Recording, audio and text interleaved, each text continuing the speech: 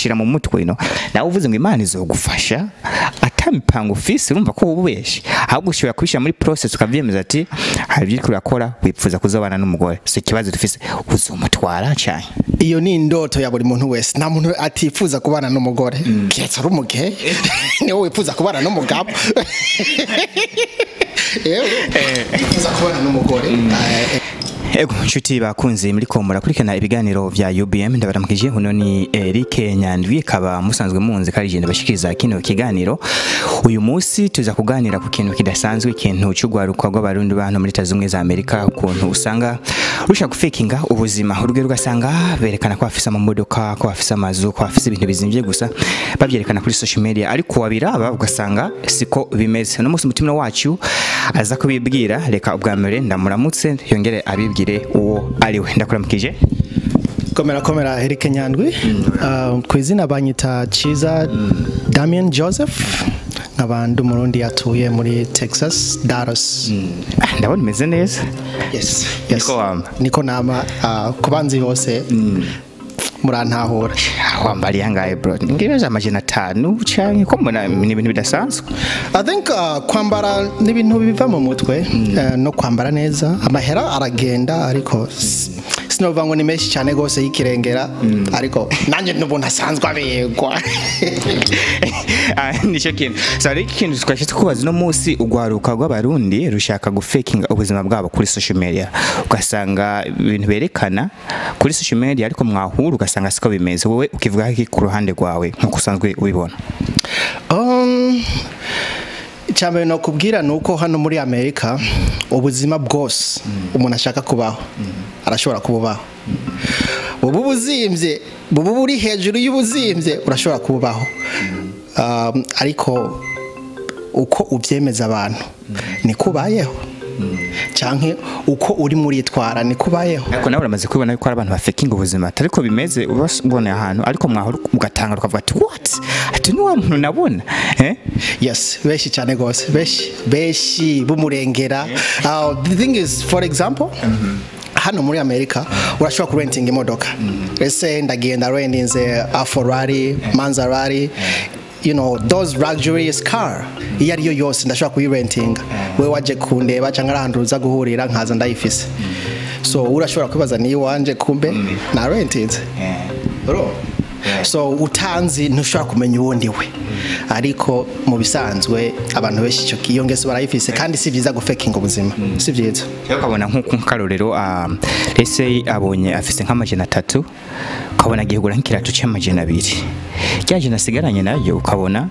50 ayaguze iminota kamara hakugira ngo ngwa saving ugasanga buri kanya nakanya rigwa asaba amahera ati mfasha kubera ko atariko using mind yiwe yo kugira ngo yiteze imbere mu bintu akora ariko usanga ariko arona amahera mu bintu atakamaro bimaze wibaza wokora ikiwe ngicyo kintu gihinduke kuri wewe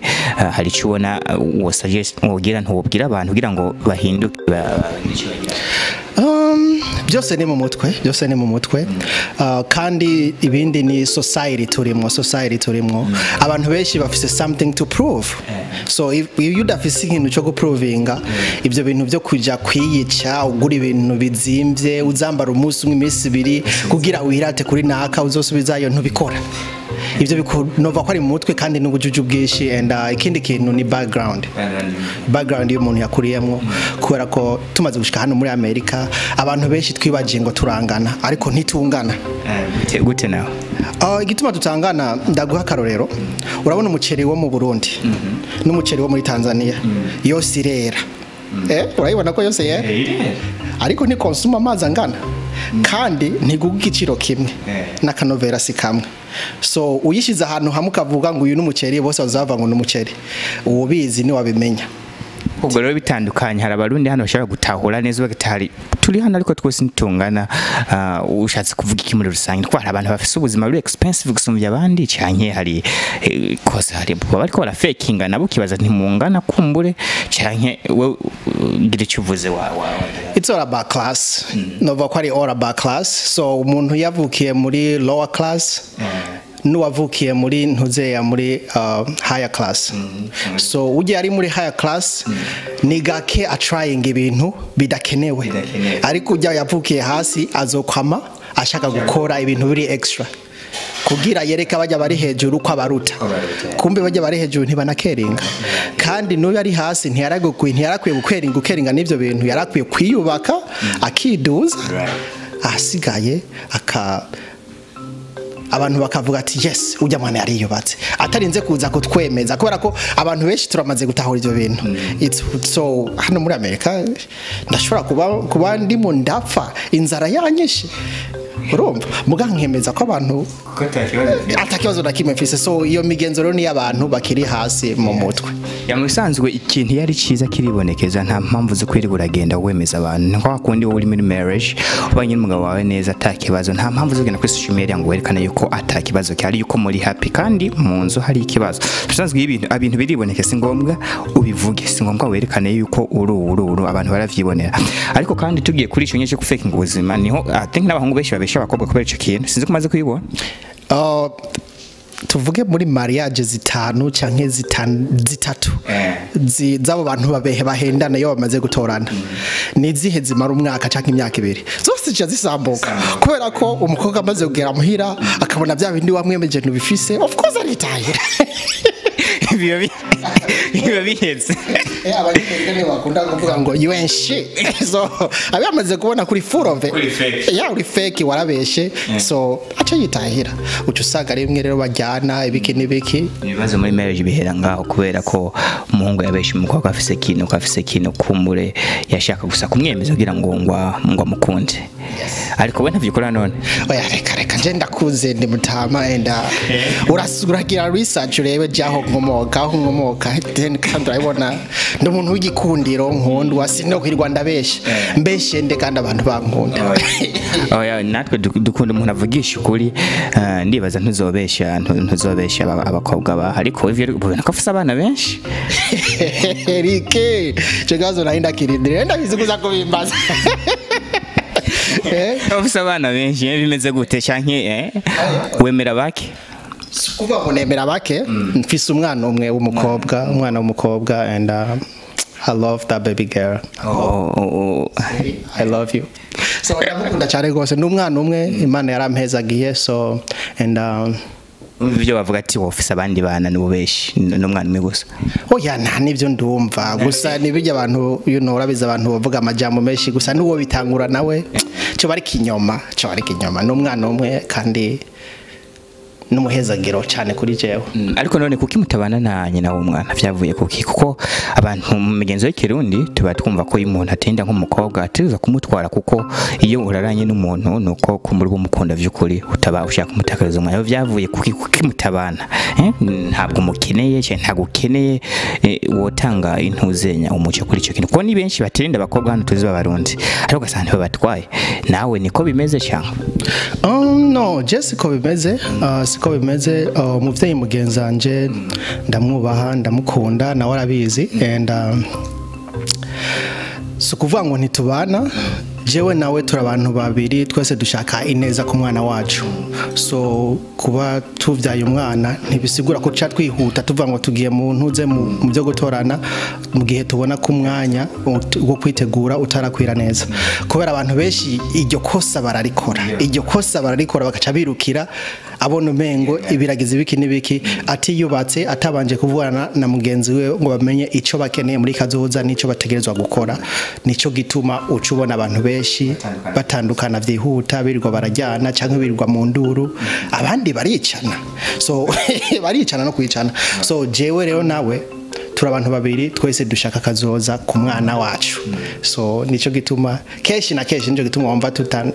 urabizi umugenzi nta byinshi nirwa ndakubwira urabizi ivy'iwanje ndi umuntu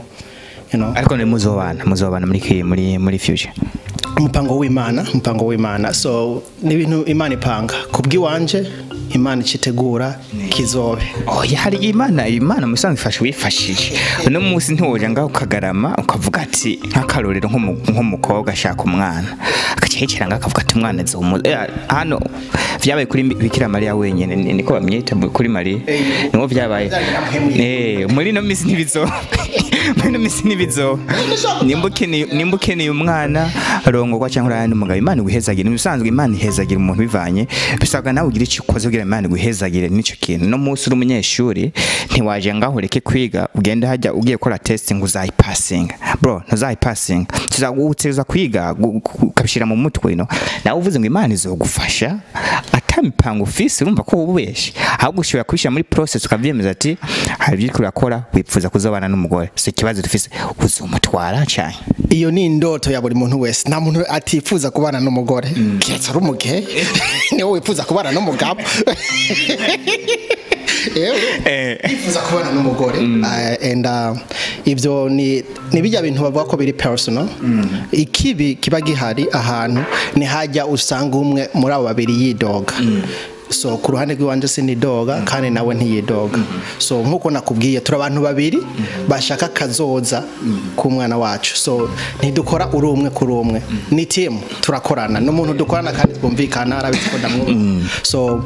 irumva n'ibyo bintu nawe yonashavura yumva ndimo ndabiduza ko ntuze ibiki. So ni bintu urumva ndazi nawe ariko araturaba ibintu biri personal. So ariko none bishise uri wa mbere nzo guha invitation kabisa. Abone se no babarame ariko none wahanura iki ku bahungu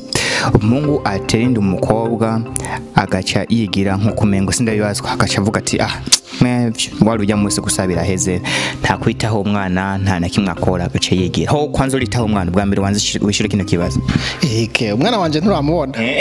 muramwita ya mwana wanje ndogera ntamwitaho nuko kare cyane gose. Okay, so hano gutya abantu usanga baba baratinjirira abakobwa ariko bagashibigira sindabibazwa ntibongera ugira ico bakoze bagasha batana uburezi abavyeyi babo bonyine gusa ariko abagabo bagaca bigira ubahanura ki ku ruhande rwawe? Ku ruhande rwanje nta byishino bahanura no kuvuga ati reka tubareke isi zobigisha nubujuju je mbona mengo nubujuju kuko hari abantu benshi babahanuye. So Jesse mbona bishashe noza na biruti byo babahanuye. Ico dukora muri akanya no kubareka isi kabigisha imaze kubigisha neza ikabakubita bazisubira ko ariko si vyiza na gatoya. Iyo byaye umwana kubera ko nawe ari wewe ntiwari kujya nyoko wawe cyangwa so waguta bisabwa iyo byaye umwana ukore hasi hejuru umwana wawe mufata neza. So abantu muri kumara twumviriza nimba uri umuhungu cyangwa ugwaruka uri umukobwa ntubeshwe n'umuhungu ni ibintu afise ariko arakwereka usanzwe umugiyeho kumure utatoje neza ku mungu nawe utinda umukobwa abana ibuka yuko nawe barakoreze mera gute nta mpamvu zo kumukobwa kubwira umukobwa akura imyenda umubwire ngo sinkeneye umwana buriya n'umugisha w'Imana kubw'ivyo inonge sikwiye guhagarara utenda umukobwa mufashe umnyiteho umukunde kuko buriya kugenda no kubikora no kwa ari umushimye ariko neo ino ntuzenya ari kugira ngo abantu mushobore kumenya what's going on here ibintu bikorwa n'ugwaruka rwahaye uko bakwiye guhindura ingendo. Reka nshimire Big Shiza yagashyizemo kuganira na UBM TV. Ni kiganiro kica kuri ubmnews.com mukongera kandi mugakorana kumuciye kuri UBM News Radio ni West Atakaburungu UBM News akaburungu komba gakwego radio. Ndabibutse kandi ko mushobora kudukurana kuri Facebook izina ni Eric Nyandwi. Big Shiza ndagushimiye wakoze. Murakoze cyane. Thanks for having me Eric. Thanks. It was a pleasure. I hope next time tuzagamira kandi. Of course.